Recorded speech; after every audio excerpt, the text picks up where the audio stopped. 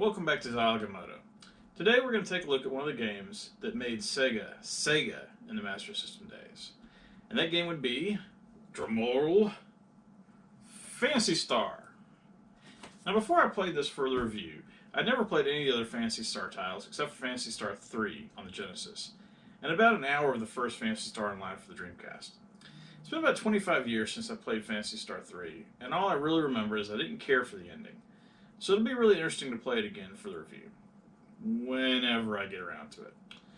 Maybe another 200 episodes or so. But also, it's been so long that I can't really compare my experience in it to this title, which is probably for the best. But before we get into that, let's take a look at what we got here. So here's the box, and it's in okay shape. You can see a little rip on the front here, on the front plastic, and of course there's no hang tab up here. The artwork's intact and it looks good, and you can tell it's definitely a marked improvement from pro wrestling. If you take a look at the back, you'll see something here where they try to be a little tricky. All the Master System games have this little breakout here. You see here it says players 1, 5 if games are saved and alternated. So, you know, back in the day, it was a big deal them trying to have games that had multiple players, and 5 players. Oh my gosh! Well, obviously, it's not really 5 players. I mean, I suppose you could lend the cartridge to your friends, and as long as all of you agree to use different save spots, it could be played by 5 people, but certainly not at the same time.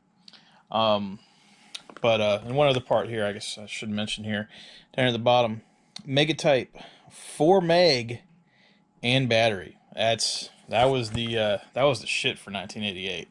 That's a badass cartridge. As you open it up,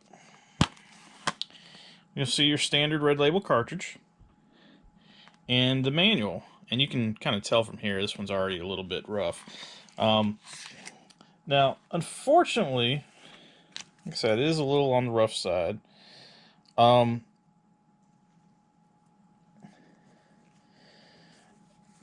I found this copy in a store, actually, in Charleston, South Carolina, that sadly is no longer around.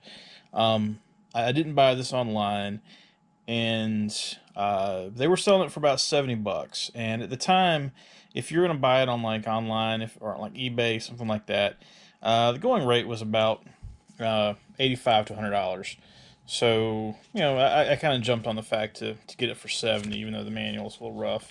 And honestly, the inside's not bad. It's really just the cover's a little bit beat up, but once you actually go to read the pages, see, look how clean that is. For something that's 30 years old, you're not going to do much better than that. Let's see. I think it's a good manual, especially when you start getting here, like here, the important items section. It's actually got write-ups for each of these items. Very good to know, because unfortunately the game itself, I mean, this is an RPG in 1988. It's only going to tell you so much about what the different things are. It's like, and it doesn't necessarily give everything away. It still leaves you certain things to figure out yourself, but it does help. Here we got a list of all the spells, list of pictures of what the different, like what a store looks like versus what a hospital looks like. Got some hints back here at the end, which is nice to have, and some, I thought this was pretty cool. There's maps of each of the planets, and you got a little areas on these maps that are obscured by clouds. So they show you some of the information, but they want you to, like, okay, you got to figure out some of this for yourself. So now on to the actual review. Phantasy Star, a game you've probably heard of, even if you're not a Sega fan. Phantasy Star was released only 2 days after another game you've probably heard of, Final Fantasy, in Japan, so it's pretty easy to say that for a time they were in direct competition. However, Phantasy Star made it to the United States much earlier than its NES counterpart in a smart move by Sega, and ended up with an almost 2-year head start. Unfortunately, even in late 1988, the 8-bit console debate was already settled, and Phantasy Star didn't end up becoming the cultural landmark that Final Fantasy became. But it did create a significant legacy that has been followed up by no less than 2 conversions, Japanese Mega Drive and Japanese PS2, 3 direct sequels on the Genesis, that we'll get to in later episodes, and an online series, and various other offshoots for mobile platforms. Not a bad 30 years all in all. Phantasy Star gets compared to Final Fantasy for a lot of reasons, including the aforementioned release date, but also simply for the fact that they were the 2 preeminent JRPGs released for their respective 8-bit consoles. Also, both games have a similar playstyle involving the use of a 4-character party. However, once you go beyond those basic genre stylings, the games diverge significantly. And since this review is for Phantasy Star itself, rather than some JRPG genital measuring contest, I'll refrain from further direct comparisons, unless there's a specific point to be made. Let's start with what Phantasy Star is. Phantasy Star is a first-party Sega title that serves as the best example of the traditional JRPG on the Master System. If you don't know what JRPG means, it's simply a Japanese role-playing game. JRPGs tend to have a light fantasy element with some big bad to defeat to win the game, and have a focus on leveling or grinding, as the case may be, to improve your character. The term was coined to differentiate the genre from more traditional English RPGs, think Dungeons & Dragons, that had more of a focus on completing quests and perhaps not as light a story. Having said all that, the reason why Phantasy Star is the best example of a JRPG on the Master System is twofold. 1, it's a great game, and 2, it's pretty much the only one that was released on the console. Yes, Ys: The Vanished Omens is a great game as well, but it's more of an action RPG. Now usually when something is unique in that manner, it can get away with being mediocre in areas, and yet people will still heap praise upon it because it's the only game in town. Pun totally intended. However, Phantasy Star is actually a great game that does exactly what it's supposed to do and doesn't skate by on name only. Graphically, Phantasy Star looks gorgeous for an 8-bit title. The game is very colorful, and all of the animations in the game are handled well, from the party walking across the land, to enemy attack motions, to even having certain backgrounds in the game being animated, such as waves crashing in on a beach backdrop when you're near a waterfront. In comparison to Pro Wrestling, which was reviewed in episode 1, the programmers had used the previous year and a half to really figure out how to get the most out of the console, and it shows. From an auditory perspective, the music in the game is pretty great. While the songs can be repetitive, and you'll hear the same bits over and over while grinding through areas, the music isn't annoying or grating on the nerves. So even though you'll hear the same songs over and over, it doesn't negatively impact the experience. The soundtrack is available in both the standard Master System format and the special FM format that certain titles support. If you have the ability to play back the FM version of the game, I would take a good look at doing that as well, but even if you don't, it still sounds decent. The sound effects present in the game are good and properly represent the action on screen. The story of Phantasy Star sets it apart from other games at the time, and definitely serves as a vanguard of the genre. You play as a girl, named Alice, whose brother is murdered at the beginning of the game for going against evil King Lassic, who serves as the main antagonist of the game. Or does he? Yes, that's totally foreshadowing a later plot point that I'm not allowed to spoil here. Play the game or spoil it for yourself. Alice begins to navigate her home planet Palma, and in visiting various cities and dungeons, she eventually meets 3 other characters that make up the party. And let me tell you, they're very necessary to complete the game experience, because starting out with one character versus the world is a bit difficult. You'll spend some time in the beginning running away from certain fights because there's just no way a single low-level character to win without tons of health items that you just can't afford yet. Eventually, you'll make your way to 2 other planets in the Algol star system, and travel between the 3 to gain items and increase your party's strength in preparation for the eventual showdown with Lassic.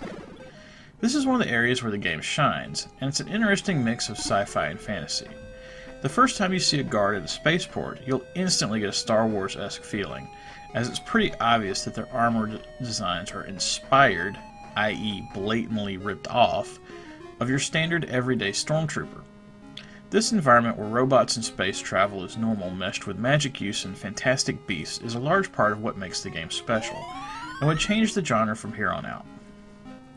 Phantasy Star is not without its faults, however, and most of them relate back to gameplay and issues with combat. The game, while not being massive, does take place over 3 planets, each with multiple cities and caves, dungeons.